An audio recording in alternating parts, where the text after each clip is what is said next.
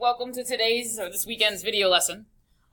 This is actually a two-part lesson. We're going to be doing part 1 today and then part 2 in school on Monday, because it's harder.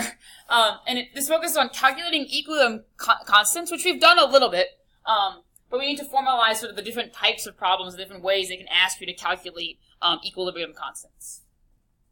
Okay. So, when calculating equilibrium constants, there are two methods. We're going to be learning method 1, which is the easy method. And method 1 is when you're given all the concentrations or pressures at equilibrium. And then method 2 which is a little bit harder, is if you're given only one concentration or one pressure at equilibrium, and then you have to find the others before you can calculate the equilibrium constant. That we're going to be learning on Monday because it involves sort of a new sort of skill that you actually did a little bit in the lab or today in class. But today we're going to focus on method 1, which you've done a little bit of already, actually. So, it says calculate Kp for the following reaction given the equilibrium quantities. So the first thing we have to write when we're doing this is we have to write our Kp expression. Now you need to remember that Kp expressions, okay, need to be written in parentheses. So products over reactants, this is nothing new. SO2 squared times the pressure of O2. Okay, and then we're going to insert the values. Now they can, that's why it says no calculator, because they can ask these questions in free response. And then they usually give numbers that work out, but you need to know your times tables. So the value for SO3 is 12 squared. And then, I'm sorry, the smartboard is not having a good day today. And then SO2 is 2 squared times the concentration, the pressure of O2, which is 3. Now, if we do this math without a calculator, 12 squared, which is 12 times 12, you know your times tables is 144. Okay? 2 squared is 4, times 3 is 12, and if you knew that 12 times 12 is 44, you know that 144 divided by 12 is 12. Okay? And that's really nothing new, okay? But I wanted to show you what it looks like, or the numbers they would give you without using a calculator. Okay. So, this is not much different, this question, than what we've been doing. Except, in this case, they give you moles. They're not giving you molarity, and they're not giving you pressure. They give you moles, okay? And they give you a total volume that these moles are in. You cannot use an equilibrium expression with moles. You can only use molarity or pressures. So we need to convert these to molarities. And that's not that difficult, because you should remember that molarity is equal to moles, okay, over liters. Okay?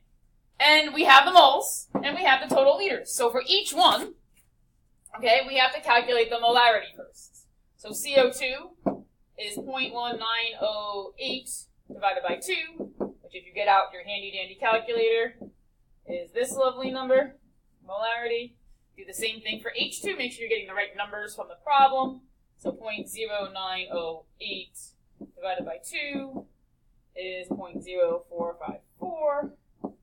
Alright, and then CO, 0.0092 divided by 2 is 0.0046. And as always, I'm running out of room, so I need to scroll down and extend the page, because that's how this works. Alright, and then for H2, it's actually the same thing. So the pressure is the same. Make sure you grab the right, moles when you're doing this. So now that we have molarities, all we have to do is put them in the equilibrium expression.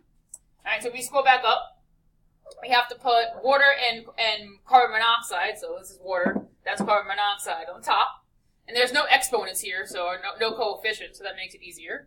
So carbon monoxide is 0.0046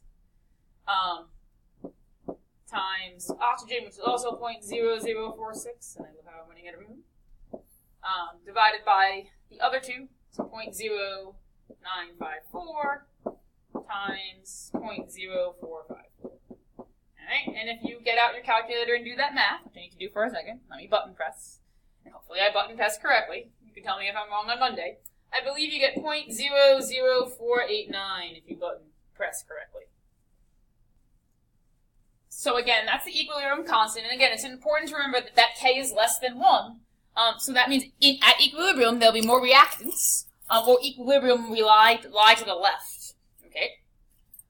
There's one more type of way that they can ask these, and it's actually just one more additional step that we need to look at. It's like one more sort of additional math step, which they tend actually not to ask. I've seen it maybe twice in all of the exams that I've done. But again, the important thing here is that you cannot just put moles into the equilibrium expression. You have to have either molarity or pressure. So if you look at the last problem, all right, here they give us grams. Okay, so in order to, we can't put grams in the equilibrium expression. So what we have to do is we have to convert the grams, okay, to moles. And we still can't put moles in the equilibrium expression, but we have a volume. Okay, so then we can divide those moles by the volume to get the concentration. So I actually pre-did the molar masses here. So this is, if you would like to write, that'd be nice. 17.034. And if we do that math, this comes out to 0.832452 and change. And again, that's the moles, right? These are the moles. We can't put moles. We got to divide by the total volume, which is 3. And if we do that, and I'm going to round to sig figs here, we get 2.77. Okay. And we need to do the same thing for this lovely guy right here.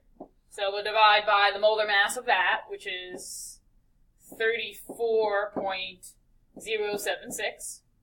Okay, and if you do that math out, we get 1.0649 and change, which I leave in my calculator. And again, this is moles. We divided the grams by the molar mass, so that's moles. We can't use moles. We got to divide by the total liters. And if you do this math and round to sig figs, okay, you get that lovely answer. This is a 5. So the smartboard is not cooperating, ever. Okay, so now we're ready to write the equilibrium expression or put the molarity amounts in the equilibrium expression. Okay, notice this is a solid. Okay, that does not go in the equilibrium expression. So our K, and it's Kc in this case because it's concentration, just has products in it. Right? So it's the concentration, we need brackets, N3 times the concentration of H2S. And then we put in our values. So 0.227, they're not even raised in this time. So times 0.355. And when we do this, we get 0.0983. They like to give, the AP exam likes to give equilibrium constants that sometimes only have products, like that the reactant is a solid. They like to give those. So don't think that's weird if you only have products. Again, solids, liquids, and liquids do not go in the equilibrium expression. All right, well, that is the end. You have 4 problems to do for homework that review this and also stuff that we learned last week. Hope you're having a good weekend.